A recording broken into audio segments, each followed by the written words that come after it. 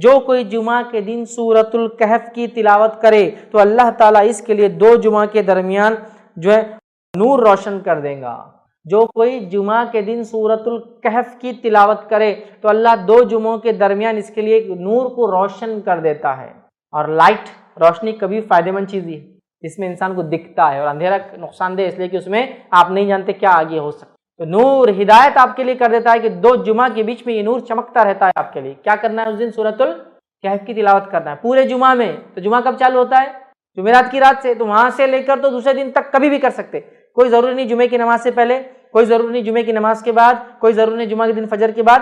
آپ مغرب کے بعد سے لے کر جمعرات تھرسڈے گزر گیا، مغرب ہو گئی، وہاں سے لے کر سیکنڈ ڈے تک کر سکتے ہیں۔ ایک ساتھ بیٹھ کے کیجئے، یا ایک ساتھ نہیں ہو سکتے کسی وجہ سے تو توڑ کے کیجئے، انشاءاللہ کوئی مسئلہ نہیں کہ بھائی کچھ شروع کر دیا پھر بیچ میں ٹائم آ گیا نماز وغیرہ جا کے پھر آپ کا کنٹینیو کر لیا، اور ماشاءاللہ ایک ہاف این آور ہارڈلی زیادہ سے زیادہ ختم ہو گیا آپ کا سورۃ الکہف۔ ضرور پڑھے۔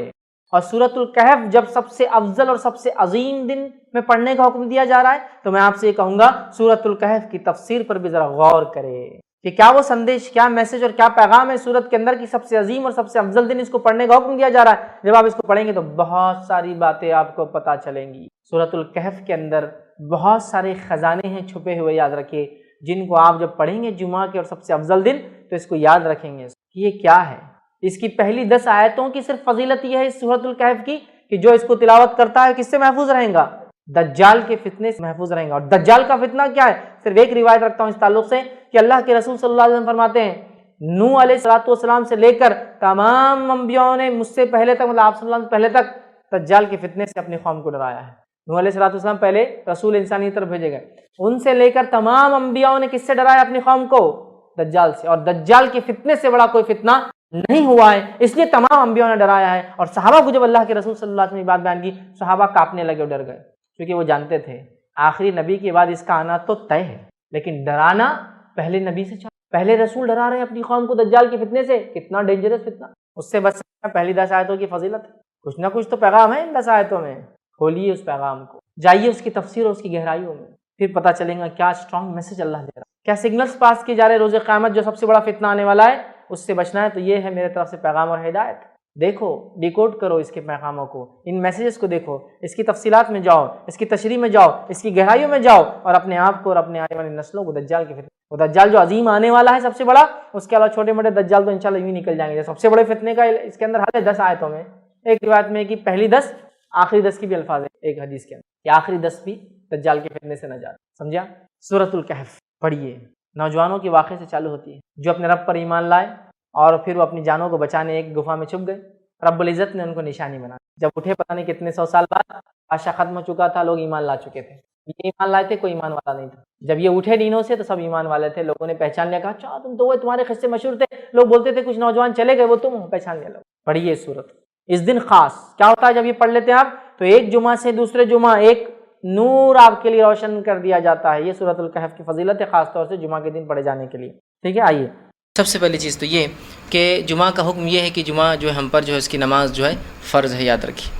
اور اسی بات کو اللہ رب العزت نے سورۃ الجمعہ سورہ نمبر جو ہے 62 اس کی آیت نمبر 9 میں یوں فرمایا اور کہا یا ایھا الذین آمنوا اذا نودی للصلاۃ من یوم الجمعۃ فاسعوا الی ذکر اللہ وذروا البیع، کہ اے وہ لوگوں جو ایمان لائے ہو کہ جب جمعہ کی اذان دے دی جائے تو پھر تم اللہ کے ذکر کی طرف دوڑو، جمعہ کی نماز کی طرف جو ہے جاؤ یا مسجد جاؤ نماز کے لیے جمعہ کی، اور اپنی تجارتوں کو بند کر دو۔ تو اس سے یہ بات واضح ہو رہی ہے کہ جمعہ کے دن جمعہ کی نماز پڑھنا ہم پر جو ہے واجب اور فرض ہے، اس لیے کہ اس کے لیے خاص حکم آ رہا ہے کہ جمعہ کے جب اذان ہو جائے تو اللہ کے ذکر کی طرف جاؤ، مطلب نماز کی طرف جاؤ اور تجارت کو بند کر دو، ٹھیک۔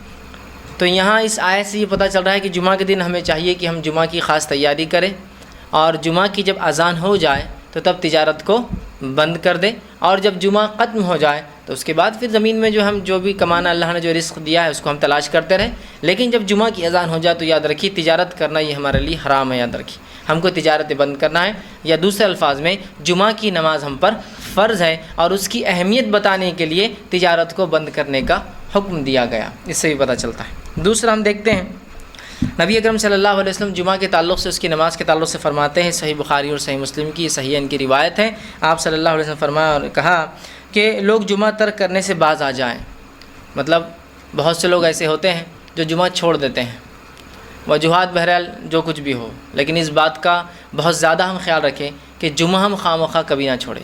تو آپ صلی اللہ علیہ وسلم جمعہ کی اہمیت بتاتے فرماتے اور کہتے ہیں لوگ جمعہ ترک کرنے سے باز آ جائیں یا پھر اللہ ان کے دلوں پر مہر لگا دیں گا۔ لوگ جمعہ ترک کرنے سے، جمعہ چھوڑنے سے باز آ جائے، مطلب ایسا نہ ہو کہ لوگ جمعہ کو یوں ہی آسان سمجھے اور چھوڑنا چالو کر دے یا نہ پڑھے، یا اس کے بدل میں جو ظہر پڑھ لے گی کیا ہوا جمعہ نہیں ملی تو، یا پھر اس کے لیے کوشش نہ کرے، ٹھیک، باز آ جائیں، ورنہ آپ فرماتے یا پھر اللہ ان کے دلوں پر مہر لگا دے۔ مطلب جو شخص جمعہ کو چھوڑتا ہے، بلا وجہ نہیں پڑھتا ہے، کسی عذر کو چھوڑ کر بس یوں ہی چھوڑتا ہے، تو اللہ اس کے دل پہ کیا کرتا ہے؟ مہر لگا دیتا ہے۔ اور ظاہر سی بات ہے یہ مہر کسی اچھائی کی علامت تو نہیں ہوں گی، کیونکہ کسی اعمال کو چھوڑنے کی وجہ سے اگر دل پر مہر لگ رہی ہے تو یقیناً یہ کسی برائی کا نتیجہ اور سبب ہی بننے والی ہے۔ تو اللہ کہیں ان کے دلوں پر آپ وسلم فرماتے مہر نہ لگا دے، پھر وہ غافلوں میں سے ہو جائے، اور پھر وہ غافلوں میں سے مطلب جو جمعہ سے غفلت برتتا ہے وہ در حقیقت اللہ اس کے دل پہ پھر مہر لگا دیتا ہے اور وہ پھر دین سے بھی غافل ہو جاتا ہے، چونکہ غافلوں میں سے ہو جانے سے مراد یہ کہ دین میں غفلت برتنے والا نہ ہو جائے۔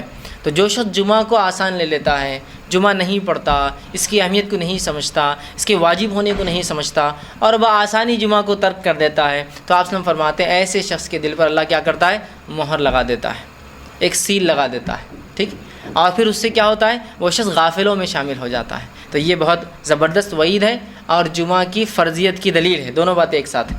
وعید اس چیز کی ہے کہ انسان جمعہ کو نہ چھوڑے، ایک مسلمان جمعہ کو جو ہے کسی بھی حد تک کوشش کرے کہ اس کو پڑھے، اور دوسرا یہ کہ جمعہ کا پڑھنا ہم پر واجب اور فرض ہے، یاد رکھیں۔ اسی طرح نبی اکرم صلی اللہ علیہ وسلم فرماتے ہیں، سنن ابو داؤد کی روایت ہے، آپ نے فرمایا اور کہا کہ جمعہ کے تعلق سے فرماتے ہیں الجمعۃ حق واجب علی کل مسلم، کیا آپ فرماتے اور کہتے ہیں کہ جمعہ جو ہے یا جمعہ جماعت کے ساتھ ہر مسلمان پر حق اور لازم ہے، جمعہ جماعت کے ساتھ ہر مسلمان پر لازم ہے۔ تو اس سے ایک بات اور پتہ چل رہی ہے کہ جمعہ جماعت سے ہی ہوتی ہے، یاد رکھیے، جمعہ کی نماز جماعت، اور جمعہ کی نماز کے لیے خطبہ شرط ہے، یاد رکھیے، خطبہ ہوگا اور پھر اس کے بعد جماعت ہوں گی۔ تو آپ فرما رہے ہیں کہ جمعہ کے تعلق سے آپ کہہ رہے ہیں جمعہ جماعت کے ساتھ ہر مسلمان کا حق اور لازم ہے، ٹھیک، اور پھر فرماتے ہیں فی جماعت الا اربع، مطلب 4 لوگوں کو چھوڑ کر جمعہ سب پر واجب ہے، سب پر فرض ہے ایک مسلمان کے اوپر۔ اور پھر فرماتے ہیں عبد مملوک، کہ جو غلام ہے اس پر جمعہ نہیں ہے، اس لیے کہ غلام کو اپنے آقا سے ہر چیز کے لیے اجازت لینا پڑتی ہے، اگر اجازت دے تو وہ جا سکتا ہے، نہ دے تو گھر میں رہنا پڑے گا اس کو۔ تو آپ فرماتے پہلا شخص جمعہ ہر مسلمان پر واجب ہے، لازم اور ضروری ہے، سوائے غلام کے، چونکہ وہ مجبور ہوتا ہے، وہ کسی کے ماتحت ہوتا ہے۔ پھر آگے فرماتے ہیں او امراتن، اور عورت پر بھی جمعہ واجب اور فرض نہیں ہے، لیکن اس کا مطلب یہ ہے کہ باقی دوسروں پر واجب اور فرض اور لازم ہیں، ٹھیک، اور عورت پر۔ پھر فرماتے ہیں او صبیٌ، اور جو غیر بالغ ہو، نابالغ ہو، ٹھیک ہے، جو بالغ نہیں ہے اس پر بھی نہیں، او مریض، اور جو بیمار ہو، تو ان پر جمعہ نہیں ہے، 4 لوگوں پر فرما رہے ہیں، لیکن اس کا دوسرا معنی نکلتا ہے باقی سب پر جمعہ فرض اور لازم ہے۔ تو بہرحال حدیث کے الفاظ یہ ہے، تو ان آیت اور حدیثوں سے یہ بات پتہ چلی جمعہ ہم پر فرض اور لازم ہے، کوئی بھی شخص بنا کسی شرعی عذر کے جمعہ کو چھوڑنے کی کوشش نہ کرے، اس لیے کہ جمعہ کا چھوڑنا بہت سخت وعید ہے، جمعہ کے وقت تجارت کرنا منع اور حرام ہے، جمعہ کو چھوڑنے والے پر اللہ رب العزت دل پر مہر لگا دیتا ہے، اور نقصان یہ ہے کہ وہ شخص غافلوں میں جاتا ہے، دین سے غفلت برتنے والا بن جاتا ہے۔ مطلب اس سے پتہ چلتا ہے جمعہ کی کتنی اہمیت ہے۔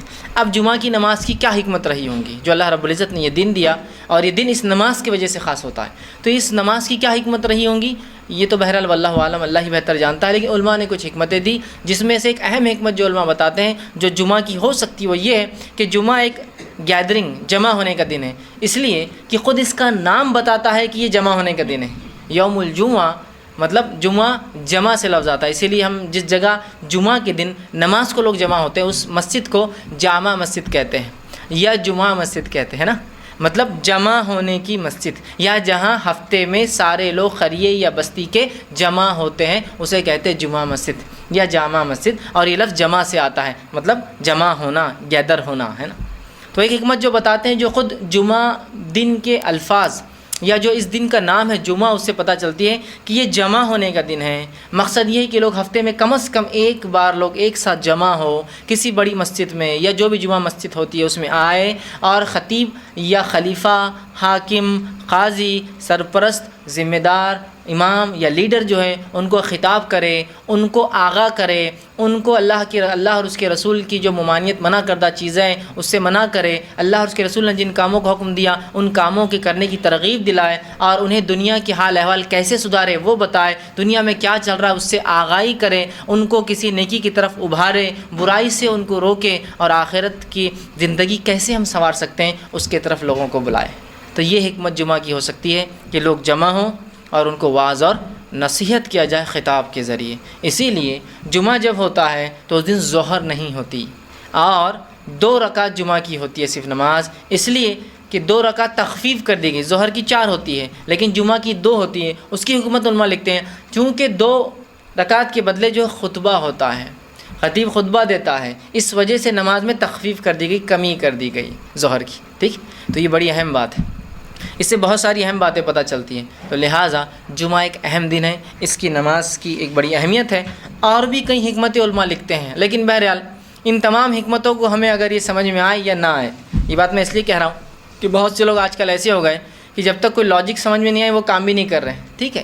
کچھ چیزیں ریشنل ہو سکتی ہے اسلام میں، جو عقل میں آ جائے، لاجیکل ہو، ہر چیز نہیں ہوتی ہے، لیکن جو کچھ چیزیں ایسی ہوتی ہے جو ہماری فطرت سے تعلق رکھتی ہے، اور بہت سی بار ہم اپنی فطرت خود نہیں جانتے ہیں، سمجھ رہے ہیں بات کو؟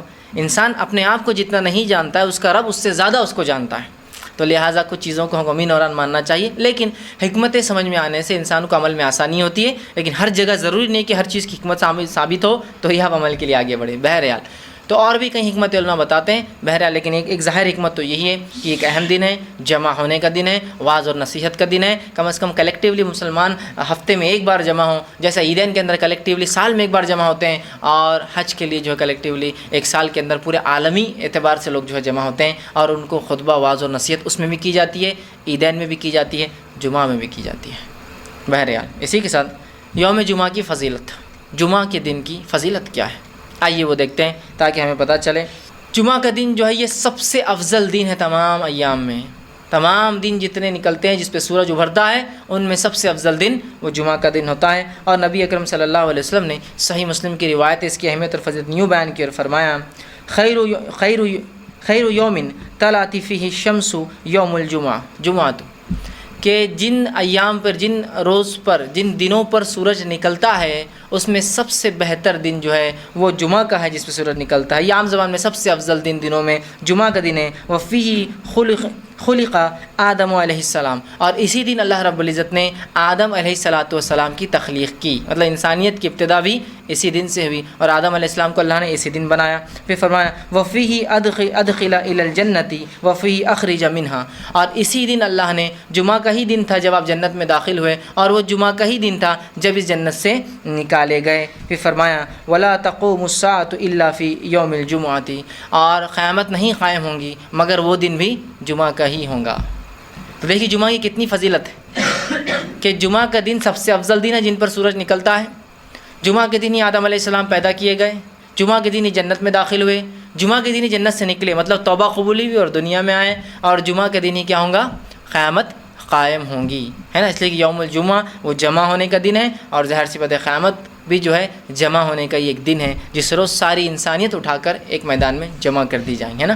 تو دیکھیے جمعہ کی اس سے بہرحال فضیلت پتہ چلتی ہے، اور بھی کئی فضیلتیں یاد رکھیں جمعہ کی اس طرح سے آتی ہے، اتنا وقت نہیں کہ تمام فضیلت رکھو، لیکن یہ ایک فضیلت سے بات سمجھ میں آ جاتی ہے، اس کی نماز سے بات پتہ چل جاتی ہے، اس میں خطبہ دیا جاتا ہے اور کچھ نہ کچھ الگ اور ہٹ کر ہوتا ہے، اور اس کے علاوہ بہت سارے احکامات اس دن یا بہت سارے باتیں جو یاد رکھنے کے لیے کہا گیا، کرنے کے لیے کہا گیا، اس سے بھی سمجھ میں آتا ہے جمعہ کی کتنی زیادہ فضیلت ہے۔ آئیے اسی طرح جمعہ کے دن کیا اس کا ادب رکھیں، اور جمعہ کے دن کیا اعمال کرنا مسنون ہیں، مطلب کن چیزوں کو ہم ذہن میں رکھیں جمعہ کے دن، اور کیا اعمال کرنا جمعہ کے دن مسنون ہیں۔ اب بہت سی بار ہوتا ہے جب اعمال مسنونہ کی بات ہوتی ہے، وہ اعمال جو سنت ہے کرنے کی بات ہوتی ہے، تو کبھی کبھار ایسا ہوتا ہے کہ ہمارے ذہن میں بات پلے نہیں پڑتی، کچھ بدعات میں ایک ایک باریک باریک چیزوں کی ہم حفاظت کرتے اور ایک ایک چیز کو یاد رکھتے ہیں، لیکن جب سنت اعمال کی بات ہوئی تو یہاں سوال یہ اٹھایا جاتا، نہیں کرے تو کیا ہوتا، چھوڑ دیے تو کیا ہوتا، نہیں اتنے بار نہیں ہوا تو کیا ہوا۔ اور بدعات کے اندر یہ حال ہوتا ہے کہ ایک ایک لفظ ب لفظ، گرام با گرام، چونکہ بدعتوں میں بہت سے کھانے بنتے ہیں، چیزیں ہوتی ہیں، تو لفظ ب لفظ، گرام با گرام، قدم با قدم عمل کیا جاتا ہے، بالکل یہ ایسے ہی ہونا، ایسے ہی کیا جاتا ہے۔ تو اسی طرح سنتیں تو بہت اہم چیزیں ہیں، بدعت تو گمراہی اور ضلالت ہے، ٹھیک ہے، یہ جہنم کا راستہ ہے، تو سنتیں یہ جنت کا راستہ ہے، یہ گمراہی سے الٹ ہدایت کا راستہ ہے، اس کو ہم کو اتنے ہی مضبوطی سے مین اور ہم تھامنا ہے جیسے ہم دیگر اعمال کرتے ہیں، ورنہ جمعہ تو آتا ہے، اعمال تو ہوتے ہیں لیکن نہیں کرے تو کیا ہوا، نہیں کرے تو کیا ہوا، نہیں کرے تو کیا ہوا کر کے پورے جمعہ کے جتنے اعمال آپ ہم کرتے تھے ہم یوں ہی چھوڑ رہے ہیں، اور یہ بالکل حقیقت ہے، یاد رکھیے۔ اور دوسرے دن بڑا ہم کو یاد ہے، عاشورہ کے دن یہ کرنا ہے، فلاں دن یہ کرنا ہے، 15 شعبان کو یہ کرنا ہے، 27 رجب یا آج جو ہے معراج ہے یہ کرنا ہے، وہ تمام بدعتیں یاد ہے، لیکن جو سنن ہے، جو سنتیں اور جو آداب ہیں اس کو ہمیشہ نہیں کرے تو کیا ہوا، نہیں، مطلب جہاں نہیں کرنا ہے وہاں تو ہم ہر چیز کو پریسائزلی باریکی سے اہمیت دے کے کرتے ہیں، جہاں کرنا ہے وہاں کوئی اہمیت کا اظہار ہم سے نہیں ہوتا، جس کی وجہ سے ہوتا یہ کہ ہماری آنے والی نسلیں اس دن کی اہمیت، ان ایام، ان چیزوں کی اہمیت بھول جاتی ہے، چونکہ وہ سمجھتی ہے بڑے نہیں کرتے اس کا مطلب یہ چیز کی کوئی اہمیت نہیں ہے۔ یہ بہت اہم چیزیں یاد رکھیے۔ اور صحابہ ایسے ہی اس کو تھامتے تھے۔ عبداللہ ابن عمر رضی اللہ عنہما کے تعلق سے آتا ہے کہ جب آپ حج کو جاتے تو وہ تمام اعمال کرتے جو آپ نے اللہ کے رسول صلی اللہ علیہ وسلم کو کرتے ہوئے دیکھا تھا۔ ابو داؤد کی یا ابن ماجہ کی اور نسائی کی روایتوں میں آتا ہے کہ ایک مرتبہ عبداللہ ابن عمر رضی اللہ عنہما جو حج کے لیے نکلے، جب حج سے واپس آنے لگے تو ایک جگہ اونٹ کو بٹھا دیا، ساتھ میں جو لوگ تھے انہوں نے بھی اپنے اونٹ بٹھا دی، یہ سوچا کہ شاید عبداللہ اب نماز پڑھ لیں گے، قصر کریں گے، جمع کریں گے نمازوں کو، اور عبداللہ اپنے اونٹ سے اترتے ہیں، ایک مقام پر آپ گئے، وہاں مقام پر جانے کے بعد آپ بیٹھے، جس طرح سے طہارت کے لیے ایک انسان پیشاب کے لیے بیٹھتا ہے، آپ بیٹھے، طہارت آپ نے کی، اور طہارت کرنے کے بعد اٹھ کر جو ہے آ گئے۔ لوگوں نے کہا عبداللہ کیا ہم نماز نہیں پڑھیں گے؟ تو کہا نہیں، نماز تو ہم آگے پڑھیں گے۔ تو کہا پھر تم نے ہمیں کیوں روک لیا یہاں، جب کہ تم وہاں گئے اور جیسے طہارت کے لیے لوگ بیٹھتے ویسا بیٹھے اور کچھ بھی نہیں کیا؟ تو کہا میں اللہ کے رسول صلی اللہ علیہ وسلم کے ساتھ حج پر نکلا تھا، نبی اکرم صلی اللہ علیہ وسلم یہیں رکے تھے، آپ اتر کر اس مقام پر آپ نے طہارت کی تھی، حالانکہ مجھے طہارت نہیں آئی تھی، لیکن پھر بھی میں نے چاہا کہ میں بھی وہ عمل کر لوں جو اللہ کے رسول کرتے ہو دیکھا، تو صرف گئے، بیٹھ کر اٹھ گئے، ہے نا۔ یہاں انہوں نے نہیں پوچھا کہ یہ تو ضروری نہیں نا، نبی اکرم صلی اللہ علیہ وسلم کو فطری طور سے طہارت محسوس ہوئی تو آپ بیٹھے تھے، ہر انسان کو ضروری نہیں، صحیح بات ہے، لیکن یہ محبت کا تقاضا تھا اپنے نبی سے، یہ اصل چیز ہے، یہ سمجھنے کی ضرورت ہے، یہ محبت کا تقاضا تھا اپنے نبی سے، یہ سمجھنے کی ضرورت ہے۔ اسی طرح آپ اسی سفر پر آگے چلے، لوگ آپ کے پیچھے چلے، آپ ایک مقام پر گئے اور اپنی اونٹنی کو گول گھمایا، بالکل پورا گول گھما کر واپس اسی سمت میں لے گئے، مطلب اونٹنی اگر یہ سمت میں جا رہی تھی آپ نے اس کو پورا 360 ڈگری میں گھمایا اور پھر اسی سمت لے گئے۔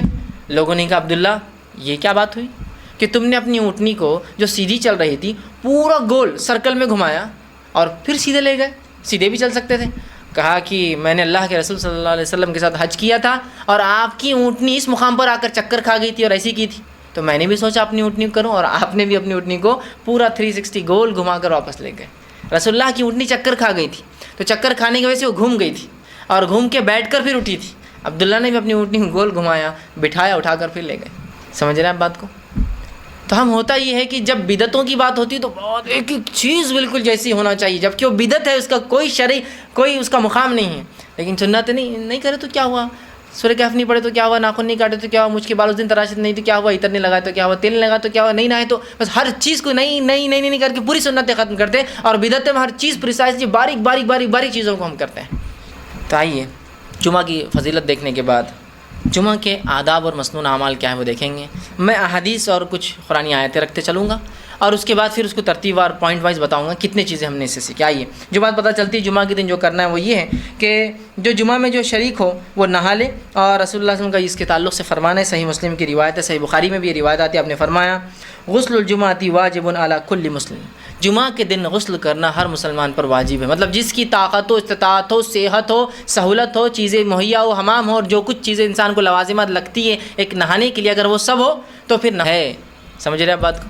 تو جمعہ کے دن کچھ نہ ہو تو کم از کم جمعہ کو نہانا ہے، غلط فہمی کا کوئی شکار نہ ہو کہ صرف جمعہ کو نہانا ہے، کچھ نہ ہو تو، چونکہ عرب کے علاقوں میں پانی کی قلت تھی، تو اگر کوئی انسان پانی کی قلت بھی ہو تو اتنا پانی ہفتے بھر میں سیو کر سکتا ہے، بچا سکتا ہے کہ ایک بار تو بھی کم از کم نہائے۔ الحمدللہ ہم جن علاقوں میں رہتے ہیں یہاں پانی کی بکثرت فراوانی ہے، اور جس علاقے میں اللہ کے رسول صلی اللہ علیہ وسلم اور دیگر صحابہ بھی رہے تھے آج وہاں بھی پانی کی بہت زیادہ فراوانی ہے، بہت آیت ہے۔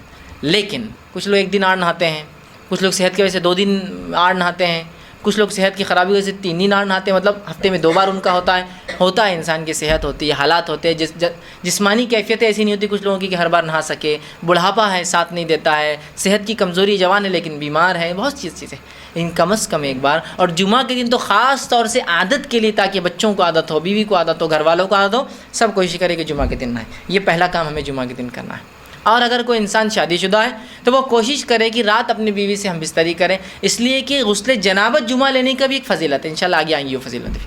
تو عام آدمی بھی غسل لے، بچے بھی غسل لے، بڑے بھی غسل لے، سہولت ہو تو ایک انسان جنابت کی حالت میں ہو، خود بھی نہائے اور اپنی بیوی کو بھی نہلائے، یہ معنی ہے اس کا۔ بہرحال دوسری چیز جو بہرحال ہم یاد رکھیں گے جمعہ کے دن جو کرنے کی، اچھے اور صاف ستھرے کپڑے پہنیں اور خوشبو کا استعمال کریں اور تیل کا استعمال کریں، اس لیے کہ نبی اکرم صلی اللہ علیہ وسلم فرماتے ہیں، اور حدیث کے الفاظ یوں ہیں، علی کل مسلم غسل یوم الجمعۃ، کہ ہر مسلمان پر جمعہ کے دن غسل ہے۔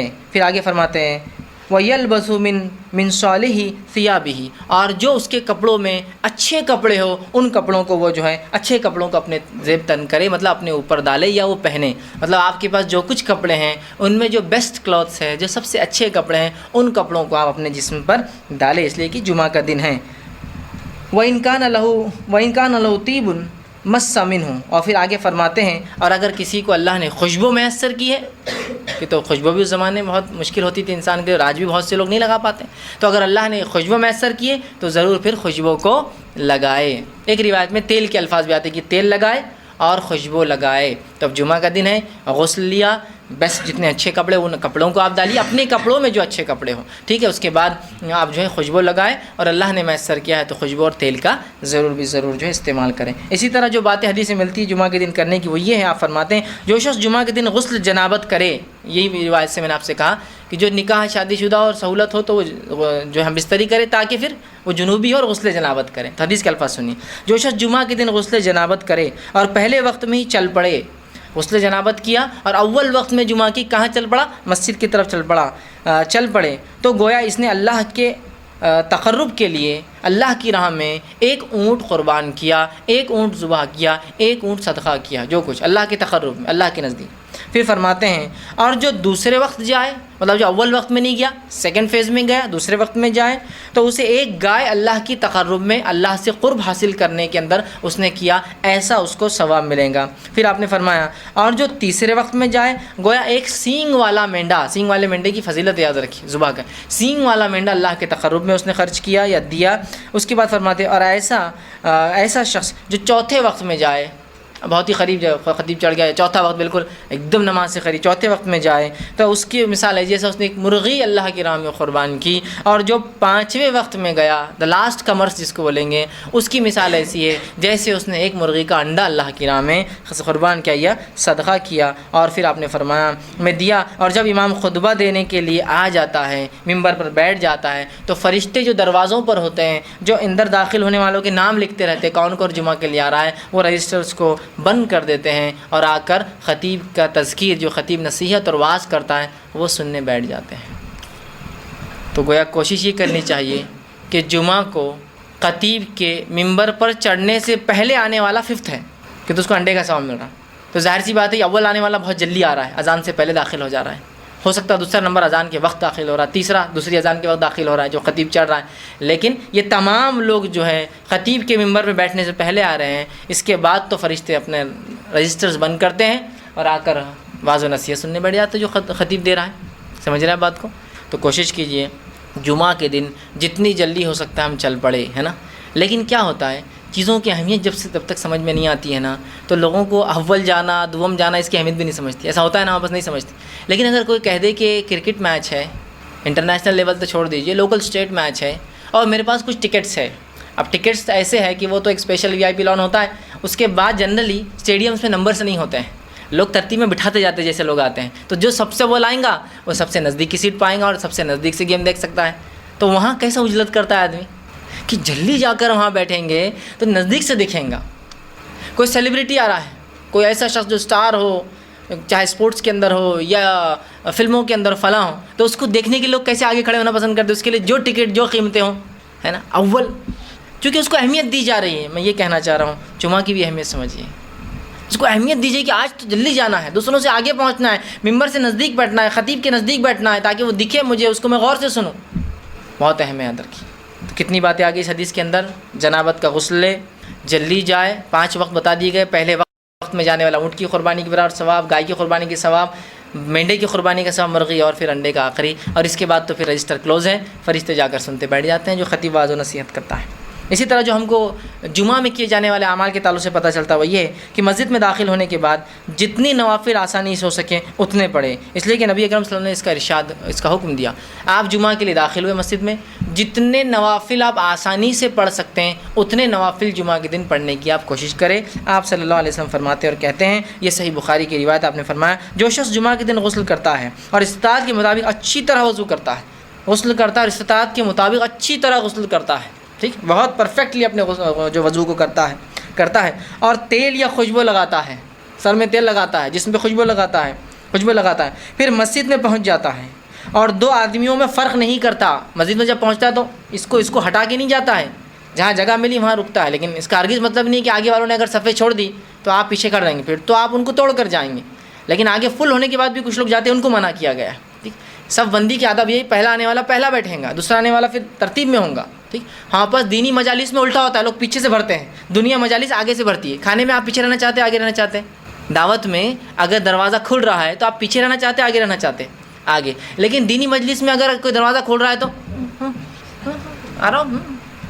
اور جمعہ کے دن تو جب دوسری اذان کے بعد وآخر دعوانا ان الحمد للہ رب العالمین بولتے دکان چھوڑ کے بھاگتے آتا ہوں، چونکہ اب میرے کو معلوم ہو گیا اب خطیب ختم کیا، اب جماعت کھڑی ہونے والی ہے، اور اتنے 10-15 سیکنڈ میں پہنچ جاتا ہوں۔ دینی مجالس میں پیچھے رہنا چاہتے ہیں، دنیاوی مجالس میں آگے، منسٹر آ رہا ہے آگے رہنا چاہتے ہیں پیچھے رہنا چاہتے ہیں، آگے رہنا چاہتے ہیں، ہاں کوئی عالم دین آ رہے ہیں تم مل لو، میرے کو کیا ضرورت ہے نا، یہ لوگ ویسے ہی بور کرتے ہیں، عالم دین یہ بتاتے ان سے ملنے کے لیے، سمجھ رہے آپ، تو ہم نے دین کو سیکنڈ دیکھیے، ہم نے انکانشیسلی بولیے، سمجھداری سے یا غیر سمجھی طور سے دین کو دوسرا تیسرا پتہ نہیں کیا درجہ دے دیا، جبکہ سب سے اول ہونا چاہیے تھا، ٹھیک۔ تو آپ فرماتے ہیں مسجد پہنچتا ہے، دو آدمیوں میں فرق نہیں کرتا، ان کو ہٹاتا نہیں ہے، اور جو اس کے لیے مقدر ہے نماز پڑھتا ہے، مطلب نوافل ادا کرتا ہے، اسی سے میں نے کہا جتنی ہو سکے اتنی نوافل میں اضافہ، مقدر پڑھتا ہے، پھر امام کے خطبے میں خاموش رہتا ہے، کوئی آواز نہیں کرتا، سنتا ہے غور سے، خاموش رہتا ہے مطلب غور سے سنتا ہے رہتا ہے، تو اگلے جمعے تک اس کے گناہ تمام معاف کر دی جاتے ہیں، سوائے اس کے کہ وہ کبیرہ گناہ کوئی نہ کرے۔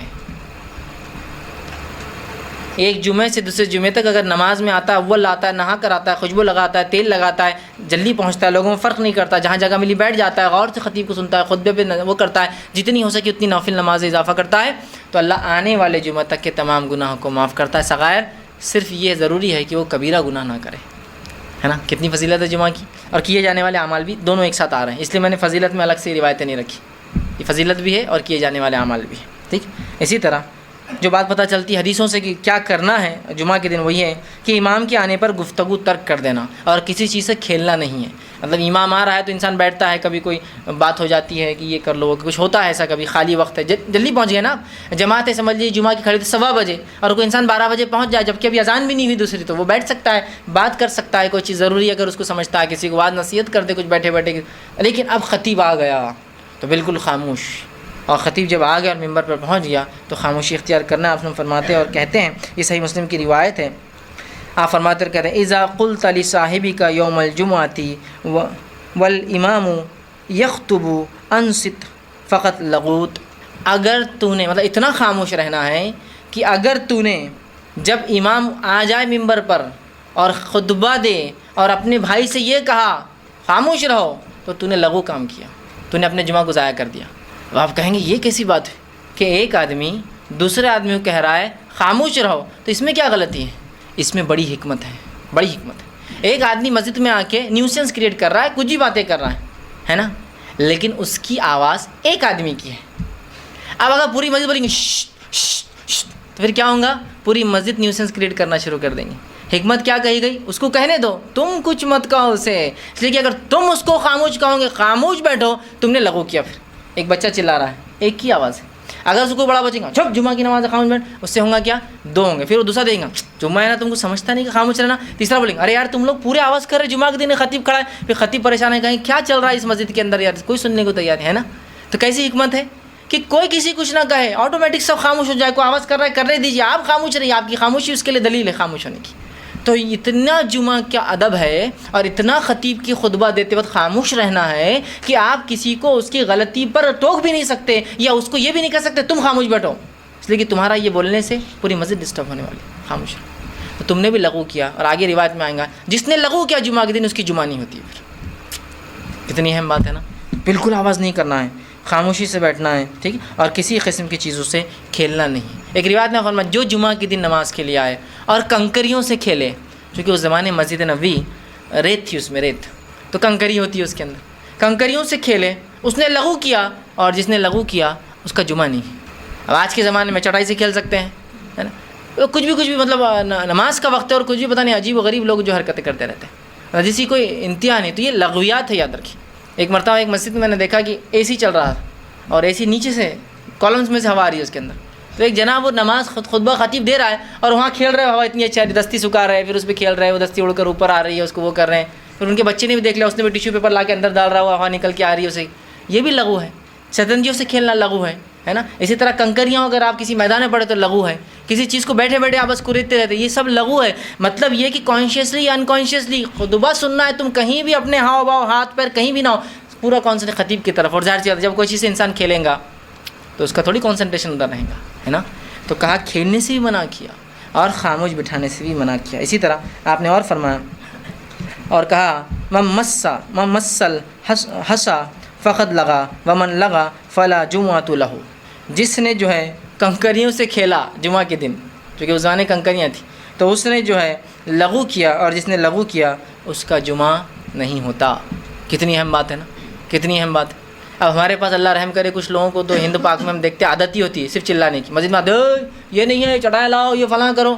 آپ کر سکتے جمعہ میں، چٹائی میں کمی ہے، آواز برابر نہیں آ رہی، لیکن یہ بالکل خاموشی سے آپ جائیں گے، چٹائی لائیں گے، بچھائیں گے. چونکہ ضروری ہے، باہر گرمی ہے، دھوپ کی شدت ہے، آدمی نیچے نہیں بیٹھ سکتا، لیکن چلانا، چیخنا، پورا مینجمنٹ اپنی جو ہے پورا جس کو کہیں گے لیڈرشپ دکھانا شروع کر. جمعہ چل رہا اور لیڈرشپ چل رہی ان کی ادھر، یہ بچھاؤ، سمجھتا نہیں کہ ہمارے اتنے لوگ آتے ہیں مسجد میں، یہ ان کا اپنا چلتے رہتا. یہ جمعہ کے بعد بھی ہو سکتا ہے، یہ بعد میں مینجمنٹ کو بولا جا سکتا ہے، اتنے ہی شدت سے بولا جا سکتا ہے. بعد میں تو لوگ اور زیادہ ہوں گے اگر آپ کو لوگوں کو بتانا ہی ہے تو، لیکن وہاں ہم کرتے چونکہ ہم کو ادب بھی نہیں پتہ. ٹھیک، تو کہا پھر اس نے لغو کیا، اور جس نے لغو کیا اس کا جمعہ نہیں ہوتا ہے. ٹھیک. اسی طرح فرماتے ہیں اگر کوئی شخص مسجد میں اس وقت آتا ہے جب امام خطبہ دے رہا ہے تو اسے پہلے تحیۃ المسجد پڑھنا ہے اور پھر نیچے بیٹھنا ہے، سیدھا نہیں بیٹھنا ہے. اس لیے کہ نبی اکرم صلی اللہ علیہ وسلم نے اس تعلق سے فرمایا، اور آپ کے زمانے میں ہوا یہ کہ ایک شخص آیا، آپ نے فرمایا اذا جاء احدکم اليوم الجمعۃ والامام یخطب، کہ تم میں سے جب کوئی شخص مسجد میں داخل ہو اور امام خطبہ دے رہا ہو تو آپ نے فرمایا فلیرکع رکعتین ولیتجوز فیہما، کہ تم میں سے کوئی شخص مسجد میں داخل ہو جب خطیب خطبہ دے رہا ہے تو وہ کیا کرے کہ وہ جو ہے 2 رکعتیں پڑھ لے، ہلکی پڑھے، لیکن بہت لمبی نہیں، ہلکی 2 رکعتیں پڑھ لے اور وہاں جو ہے بیٹھ جائے تخفیف کے ساتھ، ہلکی 2 رکعتیں پڑھ لے اور پھر بیٹھ جائے، ہے نا. کیا فرمایا آپ نے کہ اگر تم میں سے کوئی شخص مسجد میں داخل ہو، امام خطبہ دے رہا ہو تو تم 2 رکعتیں ہلکی پڑھو اور پھر کیا کرو وہاں بیٹھ جاؤ. ہمارے پاس کیا ہوتا ہے، خطبہ چل رہا ہے تو نماز نہیں پڑھ سکتے، تو پھر وہ خطبے میں آتا ہے ایسا جھکتے جھکتے آتا اور اندر گھس جاتا خطبے میں. اس کے بعد پھر خطیب خطبے کے بعد، اچھا یہ خطبہ اردو ہے، عربی بھی نہیں، یہ بولتے ہیں جس نے نماز نہیں پڑھی پڑھ لے، تو پھر سب پوری مسجد اٹھ جاتی. اور ایسا لگتا ہے کبھی کوئی نیا آدمی کو جماعت کھڑی ہو رہی ہے وہ بیچارہ کھڑے ہو جاتا ہے، اگر سمجھو وہ غیر اردو زبان کا آدمی ہے، اس کو لگتا ہے سب کھڑی ہو رہی ہے، وہ بھی کھڑا ہو جاتا ہے. بعد میں دیکھتا سب اپنی اپنی نماز مان رہے ہیں، ہر آدمی اپنی اپنی کر رہا ہے. اور اس عمل کی وجہ سے کہ دوران خطبہ ہمارے پاس روکا جاتا ہے نماز پڑھنے سے، جبکہ رسول اللہ نے حکم دیا. بلکہ آپ ایک بار جمعہ کا خطبہ دے رہے تھے، ایک شخص آ کر بیٹھ گیا، آپ نے کہا ایک شخص نماز پڑھ لے پھر بیٹھ. وہ شخص کھڑا ہوا، نماز پڑھا اور پھر بیٹھ گیا. آپ نے اسے پڑھنے کا حکم دیا نماز، تاکہ وہ تحیۃ المسجد پڑھے اور اس کے بعد بیٹھے. ہمارے پاس یہ حال ہے کہ کوئی آ کر اگر نماز پڑھے، ارے خطبہ چل رہا ہے اردو. ویسے خطبہ جمعہ کے 2 ہونے چاہیے، ہمارے پاس خطبہ جمعہ کے 3 ہوتے ہیں، ہے نا. ایک اردو میں پہلی اذان کے بعد ممبر سے نیچے، ایک عربی میں دوسری اذان کے بعد ممبر کے اوپر، پھر خطیب بیٹھتا ہے بیچ میں ایک بار پھر کھڑا ہوتا ہے، پھر وہ تیسرا ہوتا ہے مطلب دوسرا خطبہ عربی میں ممبر پہ سے. جبکہ رسول اللہ کے زمانے میں خطبے صرف 2 ہوا کرتے تھے. اب دوسری اذان کے بعد، مطلب معاف کرنا آپ کے زمانے میں تو دوسری اذان نہیں ہوتی، ایک ہی ہوتی. اذان کے بعد خطیب کھڑا ہوتا سیدھا ایک، اس کے بعد بیچ میں بیٹھ کر اٹھتا 2.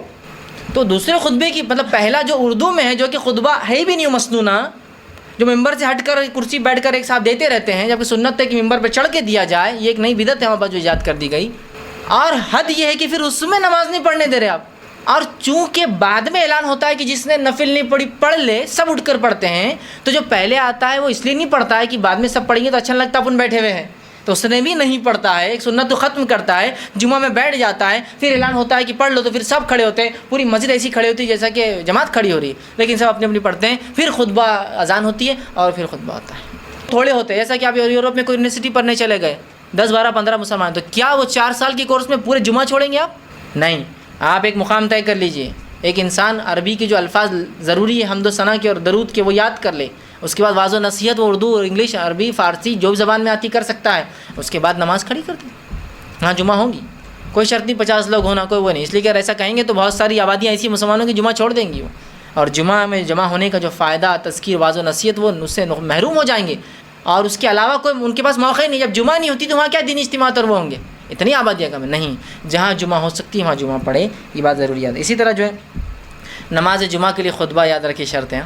جمعہ جماعت صحیح ہوتی ہے اور خطبہ ہونا شرط ہے اس میں, اس لیے کہ میں اکیلا جمعہ نہیں پڑھ لے سکتا ہوں 2 رکعت, نہیں, مسجد میں جانا پڑے گا, جماعت کے ساتھ جمعہ ہوتا ہے, خطبہ شرط ہے. خطبہ نہ سنے ایک الگ بات ہے, لیکن خطبہ ہونا شرط ہے. میں دیر سے پہنچا میری جمعہ ہو جائیں گی, لیکن خطبہ نہیں ہوا کسی مسجد میں جمعہ نہیں ہو سکتا. ٹھیک ہے, تو یہ بہرحال کوئی ضروری باتیں تھی جمعہ کے تعلق سے. اسی طرح جو ہے جمعہ کے تعلق سے جو جمعہ کی جو ہے اگر کوئی شخص جو ہے جمعہ کے لیے جائے, اگر 1 رکعت اس کو جمعہ ملی تو اس کو جمعہ مل گئی, یاد رکھیے 1 رکعت نہیں ملی. لیکن اگر کوئی شخص جائے اس کو 1 رکعت بھی نہ ملی تو وہ کیا کرے, تو یاد رکھیے وہ باقی کی نماز مکمل کر لیں, اس کو بھی انشاءاللہ جمعہ مل جائیں گی. تو اس سے یہ پتہ چلتا ہے کہ جمعہ کے لیے خطبہ شرط ہے, لیکن دیر سے آنے والا اور خطبہ نہ بھی سن پائے تو جمعہ انشاءاللہ ہو جائیں گی.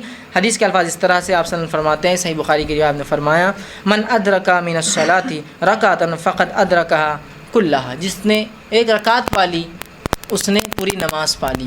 ٹھیک, تو اگر کوئی شخص جمعہ میں جاتا ہے 1 رکعت پاتا ہے اس نے پوری نماز پائی. لیکن اب کسی کو 1 رکعت بھی نہیں ملتی, قاعدے میں ملتا ہے, سجدے میں ملتا ہے, سمجھ, یا امام کھڑا ہے سمیع اللہ لمن حمیدہ قیام کر رہا ہے تھوڑا سا تو وہاں ملتا ہے, سمجھ رہے ہیں, تو کیا اس کی جمعہ ہوئی؟ تو اس معاملے میں علماء کے 2 اقوال ہیں. ایک یہ ہے کہ اس کی جمعہ ہوئی اور وہ صرف 2 رکعت ہی پڑھیں گا کھڑے ہو کر, مطلب چونکہ اس کو تو رکعت 1 بھی نہیں ملی تو باقی 2 پڑھیں گا. ٹھیک, اور یہ قول زیادہ مضبوط ہے. لیکن امام شافعی امام احمد بن حنبل کا ماننا یہ تھا کہ وہ 4 رکعت نماز پڑھیں گا, اس لیے کہ اس نے خطبہ نہیں سنا.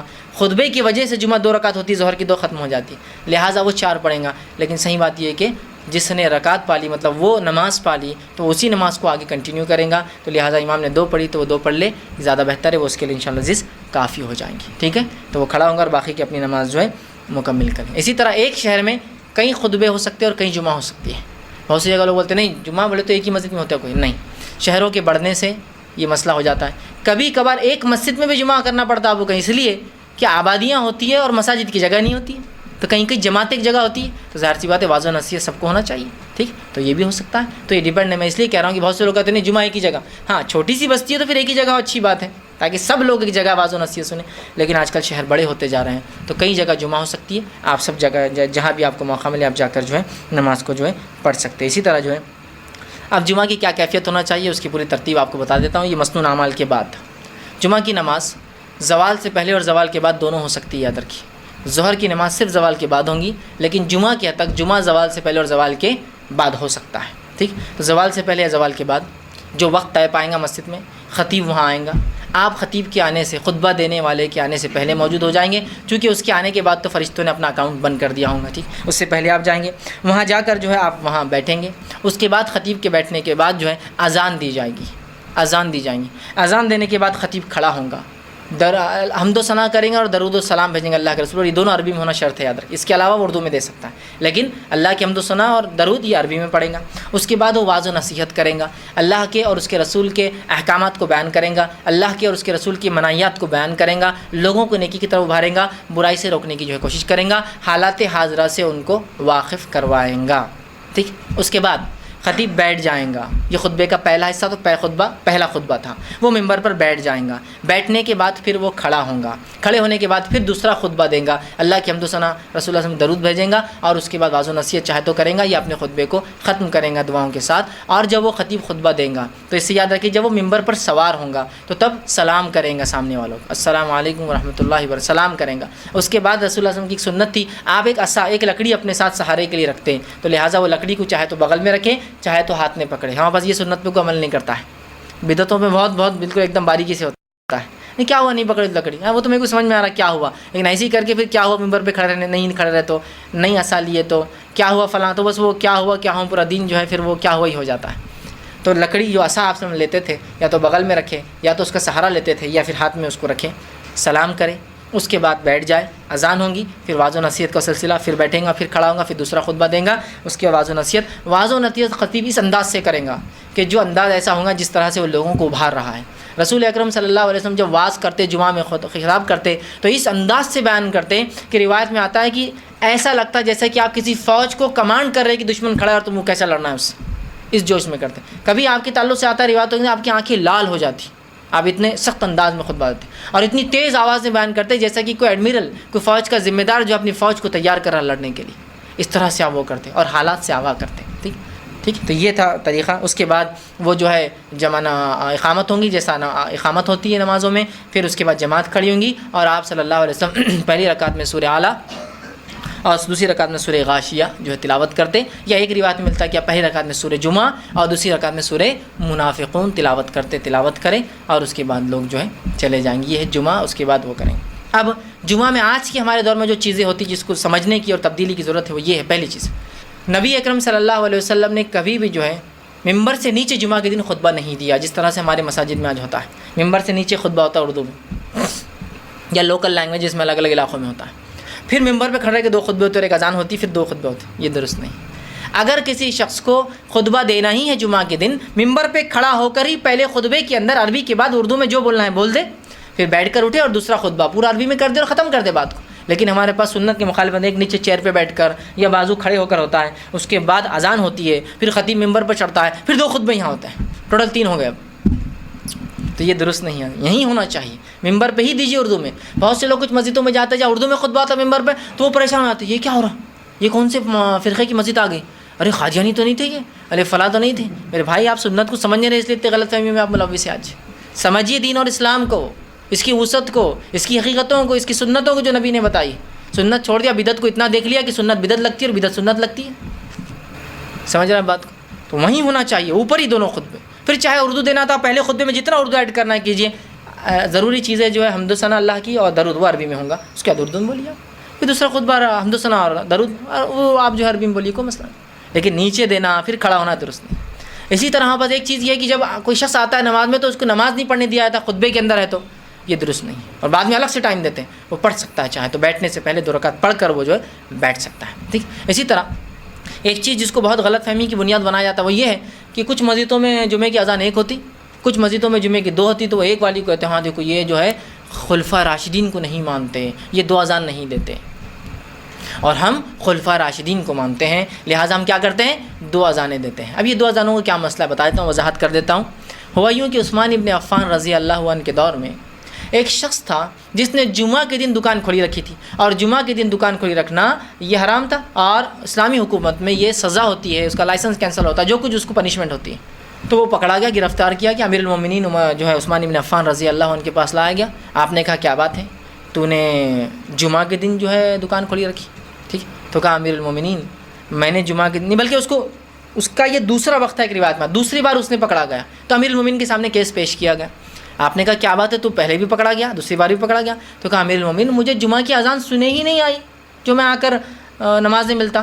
آپ نے کہا واقعی میں؟ آپ نے ایک شخص کو بھیجا، جب اذان ہوئی تو وہاں وہ شخص کھڑا ہوا، دیکھا ارے ہاں اذان کی آواز نہیں آتی، چونکہ مدینہ بڑھ چکا تھا، سٹی بڑھ چکا تھا، اور وہ اتنا دور تھا، اس کی دکان اتنی دور تھی کہ اذان کی آواز نہیں آ رہی تھی۔ آپ نے کہا یہ تو مسئلہ ہے۔ پھر آپ نے کہا کہ اچھا ایک کام کریں گے، ایک بروج وہاں ہم بنائیں گے، مطلب مدینہ کے اندر ایک مسجد نبوی میں ہے سمجھو ایک جگہ اذان، اور ایک بروج مسجد مطلب مدینہ کے اینڈ پہ بنائیں گے ایک، تاکہ ایک اذان یہاں سے ہوں گی جو کہ عام اذان ہوں گی، اس کے بعد جب خطیب خطبے کے لیے چڑھ رہا ہوں گا، مطلب خلیفہ آپ خود عثمان ابن عفان چڑھتے، جب میں چڑھ رہا ہوں گا تو میرے چڑھنے سے پہلے اشارہ ہوں گا اور ایک اذان وہاں دی جائے گی شہر کے وہ اینڈ پر، تاکہ وہاں والے بھی سن لے کہ خطیب آ چکا ہے، دکانیں بند کرنا ہے، تاکہ عذر نہ رہے۔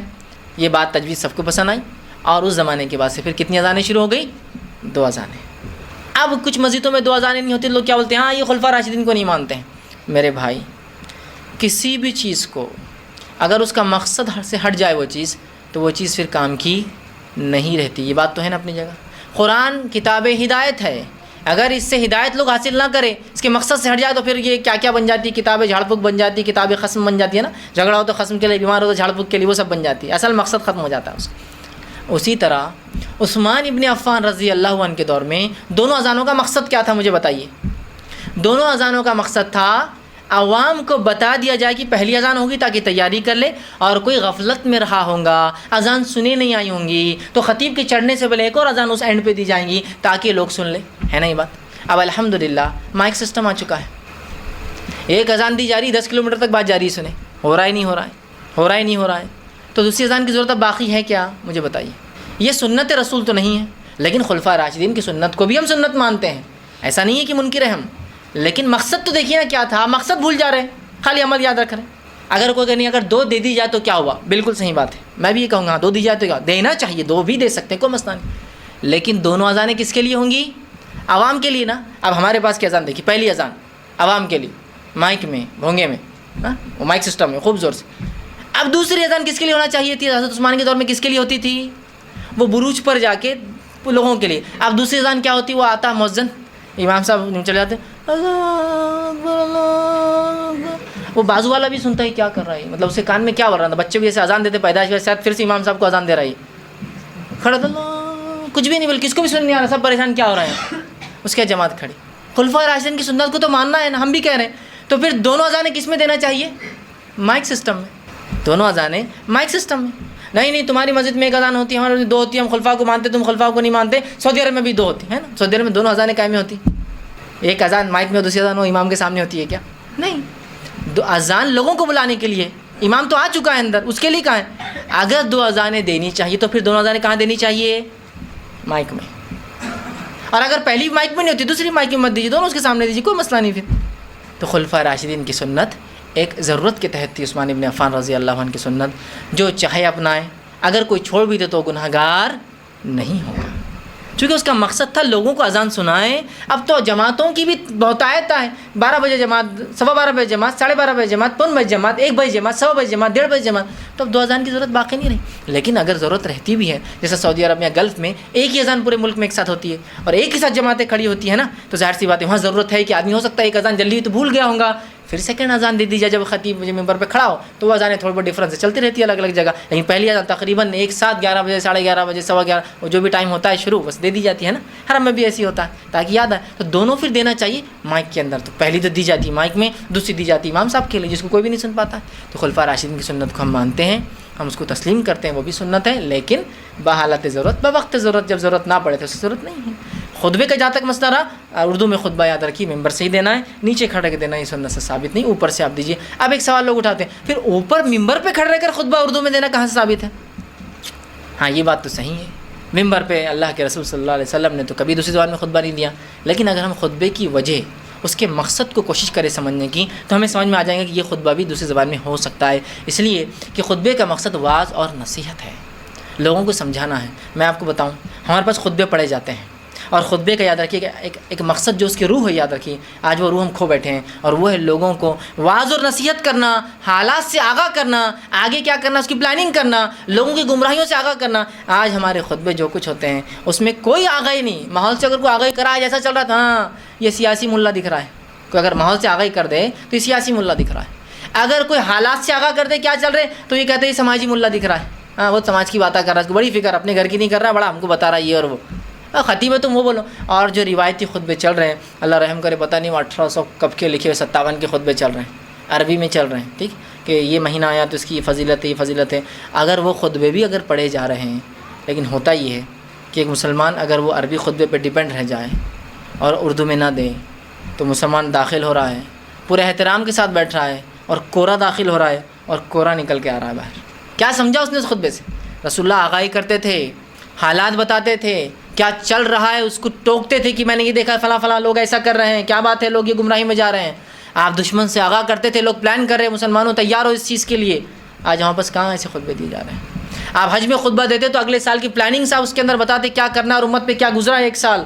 آج وہ کہاں روح باقی رہی ان خطبوں کی، چھین لی گئی وہ روح آج خطبوں سے، کہ کوئی آگاہی کرے، ماحول کی بات کرے دنیا میں مسلمانوں کے کیا حالات ہے تو کہتے ہیں یار یہ تو کٹ ملا دکھ رہا ہے، یہ تو یہ ملا دکھ رہا ہے، بیکام ملا دکھ رہا ہے، سیاسی ملا دکھ رہا ہے، یہ وہ دکھ رہا ہے، وہ دکھ رہا ہے، اس کو نکال دیا جا رہا ہے۔ اور اگر جو خالی وہ روایتی انداز سے بس معاملہ چل رہا ہے، آنکھ بند کر کے کچھ تو بھی چل رہا ہے۔ رسول اللہ کی کیا حدیث ہے، آپ جب خطبہ دے جمعہ کا آنکھیں لال ہوتی ہے آپ کی، ہمارا کھڑے ہوتا اور چالو ہے، اور ایک بار 5 منٹ میں اگر آنکھ کھولتا ہو پھر جو بند ہوتی ہے تو پھر 5 منٹ میں آنکھ کھلتی ہے اس کی. رسول اللہ آنکھیں لال ہوتی ہے، حدیث میں آ رہا ہے. آپ ایسا خطبہ دیتے کہ لوگ جو ایسا لگتا ہے ایسا کوئی ایک فوج کا جنرل جو ہے ان کو ابھار رہا ہے کہ دشمن کھڑا ہے، لڑنا ہے. اور ہمارا خطبہ دیکھ کے تو کوئی سو رہا ہے اور کوئی ہنس رہا ہے. کچھ خطیب ایسے خطبہ دیتے کہ لوگ خائے خائے مار کے ہنس رہے، لوٹ رہے اس میں. چلو وہاں جمعہ سنیں کیوں، بہت مزہ آتی. کچھ خطیب ایسے خطبہ دے رہے کہ لوگ کہہ رہے بہت سکون سے نیند آ جاتی وہاں جانے کے بعد. اس لیے جو چالو ہوتا جب یہ رک گئی تو سمجھ جانے خطبہ ختم ہو گیا، اٹھنا ہے. آپ جوش دلاتے، آپ لوگوں کو جذبہ دلاتے، آپ حالات سے آگاہ کرتے، تو آج خطبوں کی روح بھی چلے گی. حالات سے آگاہ کرنا. اور اگر کوئی جوش میں اٹھ گیا تو بولتے کیوں بیوی نے وہ ڈانٹی کیا خطیب صاحب، جھگڑا ہو گیا کہ نہیں، بہت جوش میں دکھ رہے تھے آج تو، جھگڑا ہوا کسی سے، بلڈ پریشر زیادہ ہو گیا تمہارا. حالات یہ ہے، حالات یہ ہے آج. تو اس چیز کو سمجھنے کی ضرورت ہے. بھائی آخر میں جمعہ کی رکعتیں کتنی ہیں، اور اس سے اپنی بات ختم کر دوں گا. جمعہ کی رکعتیں یاد رکھیے، جمعہ کی نماز سے پہلے 2، جو آپ نے بیٹھنے سے پہلے تحیۃ المسجد کا حکم دیا، یا کچھ علماء لکھتے نہیں، یہ 2 رکعت سنت ہے. بہرحال جو بھی ہو، 2 رکعت جمعہ سے پہلے یہ سنت مؤکدہ ہے. اس 2 رکعت کے بعد جتنی اللہ نے طاقت دی اتنی نوافل پڑھیے آپ، کوئی ممانی خطیب کے خطبہ دینے تک. چونکہ آپ پہلے آ گئے نا، اس لیے تو آپ نوافل پڑھ رہے ہیں. خطیب کے خطبہ دیتے وقت آپ 2 سے زیادہ نہیں پڑھیں گے، وہاں صرف 2 پڑھ کے بیٹھنا ہلکی، وہ بھی تب نہیں پڑھتے رہیے. جمعہ کی 2 رکعت فرض ہے، یاد رکھیے یہ، ٹھیک ہے. جمعہ کے بعد 4 رکعت مؤکدہ ہے 2 سلام سے. 2 رکعت کے بعد سلام، 2 رکعت کے بعد سلام. یہ ہے جمعہ کی رکعتیں 8، 2 مؤکدہ، 2 فرض، 4 مؤکدہ. اور 2 مؤکدہ کے بعد جتنے نفل کا وقت ملا اتنی نفل پڑھ سکتے اس میں انشاءاللہ عزیز، کوئی حرج نہیں. اب ہمارے پاس جمعہ کی رکعتیں کتنی ہیں؟ 4 رکعت سنت ظہر کی، جمعہ کے دن بھی چالو ہے. 4 رکعت، 2 رکعت جمعہ کی واجب یا فرض. جمعہ کے بعد احتیاطی 4 رکعت ظہر. جمعہ نہیں ہوں گا تو اسٹیپنی ہونا ضروری ہے نا، تو احتیاطی 4 رکعت.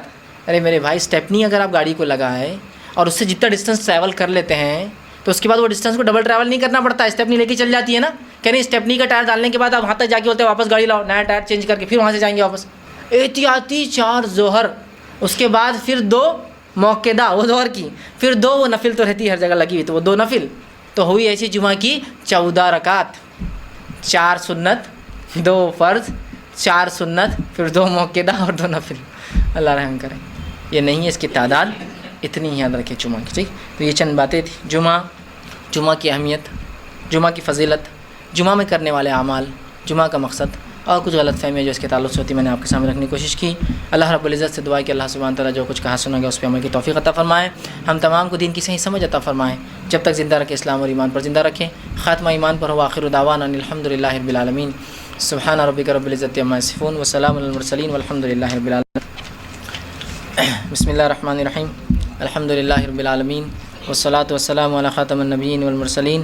رب اشرح لی صدری ویسر لی امری واحلل عقدۃ من لسانی یفقهوا قولی. جی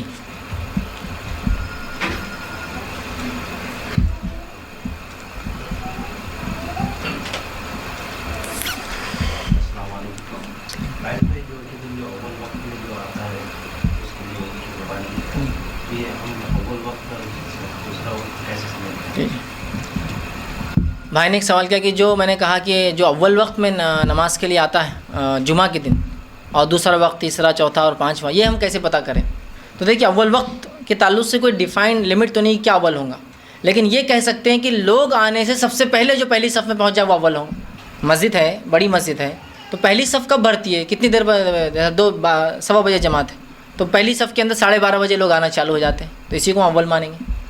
دوسری صف کو جو ہے دوم مانیں گے، اس اعتبار سے کہ جو پہلے آ رہا پہلے بیٹھ رہا ہے، ورنہ ہمارے پاس تو الٹا ہوتا ہے، پہلے آتا ہے آخری میں بیٹھتا ہے. وہ پہلے پیچھے کی مسجد بھرتی ہے، پھر آگے کی مسجد بھرتی ہے. اس اعتبار سے نہیں، پہلے آنے والا یقیناً ثواب حاصل کرنے پہلے کی صف میں بیٹھنے کی کوشش کرے گا. بلکہ حدیث میں تو الفاظ ہے، اگر پہلی صف میں نماز پڑھنے کا تمہیں ثواب بتا دیا جائے تو تم تلواریں کھینچ لو گے اس کے لیے کہ میں کھڑے رہوں گا، یا گھٹنوں کے بل چل کے آؤں گا. اگر بیمار بھی ہو، چل نہیں سکتے تو گھٹنوں کے بل چل کے آؤں گے. تو پہلی صف سے مراد، اول وقت سے مراد اول صف میں جو آ کے بیٹھتے ہیں، مطلب اس کے لیے کتنے جلدی آنا پڑیں گا آپ دیکھ لیجیے. جیسا کہ عیدگاہ ہے ہمارا یا مسجد ہے، دیکھیے نماز ہوتی ہے، عید کی نماز 9 بجے، لیکن پہلی صف 7 بجے بھر جاتی ہے، تو اول لوگ ہو جائیں گے.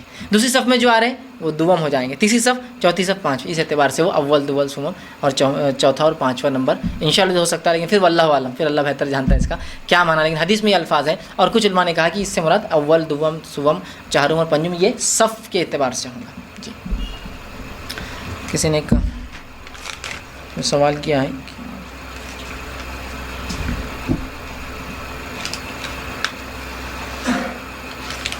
کسی نے سوال کیا، اگر کسی کی جاب ایسی ہے جس میں وہ مارکیٹنگ کرتا ہے اور اس کو کنٹینیو سفر کرنا ہے تو ان کے بارے میں جمعہ کا کیا حکم ہے؟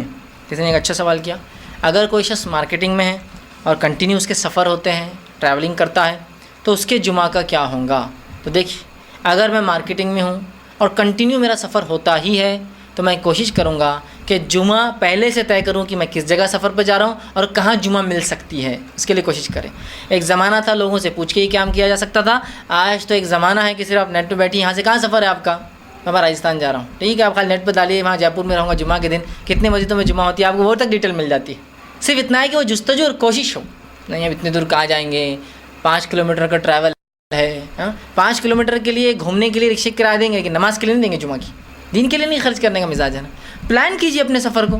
ہاں لیکن ایسا ہے کہ جمعہ کے دن ہے اور میں ٹرین میں ہوں اور جہاز میں، تو اب کیا ہے، تو بہرحال آپ پھر ظہر پڑھ لیجئے. اور آپ کی نیت جمعہ چھوڑنے کی قطعاً نہیں تھی، آپ مجبور تھے، لیکن اس کا ہرگز مطلب نہیں کہ زندگی بھر آپ سفر کریں اور زندگی بھر جمعہ نہ پڑھیں، اس کی اجازت نہیں. اپنے جمعہ کو آپ کو پلان کرنا پڑے گا کہ میں کس شہر میں رہوں گا، یا اپنے ڈیٹس کو ایسے پلان کیجئے کہ جمعہ کے دن میں شہر کے اندر رہوں اور کہیں نہ کہیں مجھے جمعہ مل جائے، چاہے اپنا شہر ہو یا پھر چھٹیاں ایسی لوں کہ میں جمعہ کے دن اپنے شہر میں رہوں، یا پھر پلان ایسا کروں کہ جمعرات کو سفر کر کے جمعہ کے دن کہیں نہ کہیں ٹریول میں نہ رہتے ہوئے مقیم ہو جاؤں، مطلب کسی شہر میں پہنچ جاؤں اور وہاں جمعہ ضرور پاؤں. اس لیے کہ اگر ہمیشہ ٹریول کریں گے تو ہمیشہ جمعہ چھوڑنے کی اجازت تو نہیں دی جائیں گی. اپنے جمعہ کو اس کے اعتبار سے اسے پلان کرنا ہوگا، یاد رکھیے. جی جیسے کہ آج کل دیکھا جاتا ہے کہ کچھ مساجد میں جمعہ کے بعد میں لمبی لمبی اجتماعی دعا کی جاتی ہے، تو کیا یہ بدعت ہے؟ بھائی نے سوال کیا کہ کچھ مساجد میں جمعہ کے بعد بہت لمبی دعا ہوتی ہے، عام نمازوں سے زیادہ دعا ہوتی ہے. دیکھیے، جمعہ کے اندر اور عیدین میں خطیب اگر خطبے میں دعا کرے تو وہ ایک الگ بات ہے، وہ تو مسنون ہے، وہ سنت ہے. خطبے میں دعا کرے تو آپ جو ہے دل ہی دل میں آمین کہہ سکتے ہیں، ٹھیک. لیکن جمعہ کی نماز کے بعد یا کسی نماز کے بعد سوائے نماز استسقاء، بارش کی نماز کو چھوڑ کر نماز کے بعد دعا کرنا سنت سے ثابت نہیں ہے، یاد رکھیے. تو لہٰذا جمعہ کے دن بھی نماز کے بعد خاص طور سے اجتماعی دعائیں لوگ کرتے ہیں اور اس کا نظم کیا جاتا ہے، تو بہرحال یہ سنت ثابت نہیں. لہٰذا یہ دعا کی بہرحال ضرورت نہیں ایسی دعائیں کرنے کی، اور یہ سنت ثابت نہیں اور یہ بدعت میں شمار ہوتی. تو کوئی بھی دعا جو 5 وقتہ نمازوں میں بھی لوگ کرتے ہیں وہ یاد رکھیے سنت سے ثابت نہیں ہے، وہ دعائیں یاد رکھیے سوائے نماز استسقاء میں. ہاں نماز کے اندر، خطبے کے اندر، عیدین کے خطبے میں اور جمعہ کے خطبے میں، اسی طرح نماز استسقاء کے بعد ہو سکتی ہے، یا پھر وتر کے نماز میں قیام کے اندر ہو سکتی ہے، لیکن اس کے علاوہ خاص طور سے کرنا درست نہیں. اور جمعہ کو لمبی ہوتی ہے، میں نے دیکھا ہے، یہ سنت سے بہرحال ثابت نہیں، لہٰذا اس سے اجتناب کرنا چاہیے. اس نے ایک سوال کیا تھا، کیا پرائیویٹ جاب جیسے مارکیٹنگ کرنا، سفر کرنا پڑتا ہے، تو کیا وہ لوگ غلام مانے جائیں گے؟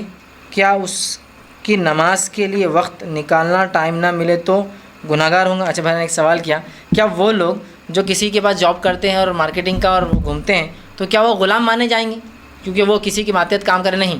غلام عربی زبان میں ایک خاص ٹرم ہے، ایک اصطلاح ہے جس کا معنی ہوتا ہے جو لوگ خریدے جاتے اور بیچے جاتے ہیں، جو کہ غلامی ختم ہو چکی ہے.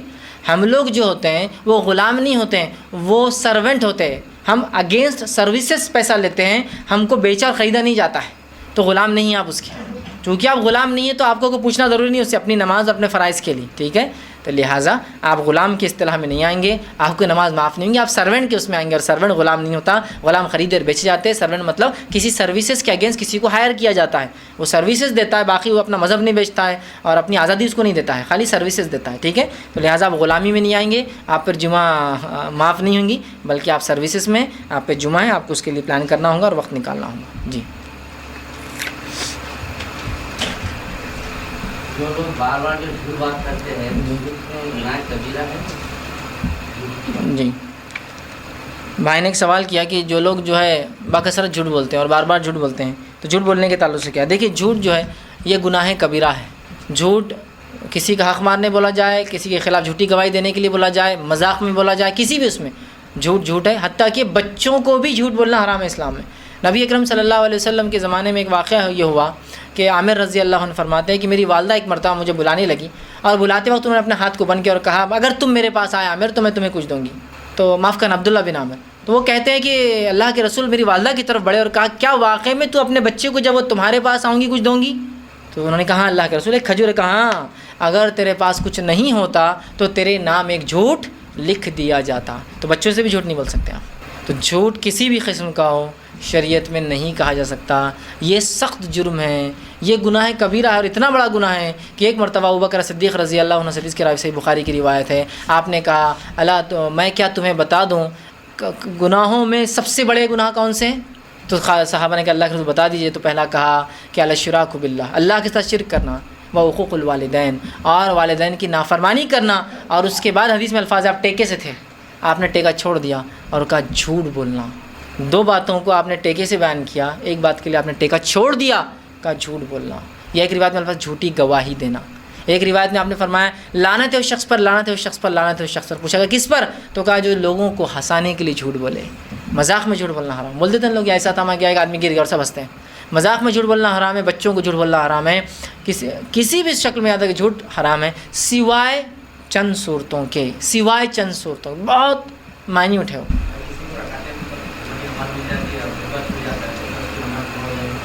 بھائی نے سوال کیا اگر کسی کا جو ہے جمعہ کی خطبہ چھوٹ جائے اور نماز ملے تو کیا جمعہ ہو جائیں گی؟ دیکھیے جمعہ کے لیے خطبہ شرط ہے، لیکن وہ جماعت کے اعتبار سے خطبہ شرط ہے کہ مسجد میں خطبہ ہو. لیکن اگر کوئی شخص لیٹ آتا ہے اور اس کو جماعت میں مل جاتا ہے جبکہ خطبہ اس کا پورا چلا گیا تو بھی انشاءاللہ عزیز اس کی نماز مل جائیں گی. اس لیے حدیث کے الفاظ ہیں جس نے رکعت پالی اس نے نماز پالی. تو اس حدیث کے اعتبار سے رکعت ملنے سے جمعہ تو مل گیا، لیکن جمعہ کا اس کو ثواب جو ملنا تھا اصل وہ اس سے محروم رہ جائیں گے. اندر کی اصل ثواب تو خطبے میں رہنا، خطبے کو سننا، نزدیک بیٹھنا، اول صفوں میں رہنا ہے، ثواب اس کا چلا جائے گا، لیکن نماز ہو جائیں گی. یاد رکھیے نماز ہو جائیں گی، اس لیے کہ خطبہ تو ہوا وہ نہیں تھا، من جملہ اجتماعی خطبہ ہوا وہ نہیں تھا، تو اس کے نہیں ہونے سے رکعت ملنے سے انشاءاللہ اس کو نماز مل جائیں گی. مطلب جمعہ چھوڑنے کا گناہ نہیں ملے گا، جمعہ مل گیا، لیکن جمعہ کا جو ثواب حقیقی وہ تو تبھی ہے جب آپ جلدی آ کے خطبہ بھی سنیں، اول وقتوں میں آگے بیٹھیں اور جو ہے پوری نماز کو جو امام کے ساتھ پائے. وآخر دعوانا الحمدللہ رب العالمین. سبحان ربک رب العزۃ عما یصفون وسلام علی المرسلین والحمد للہ رب العالمین.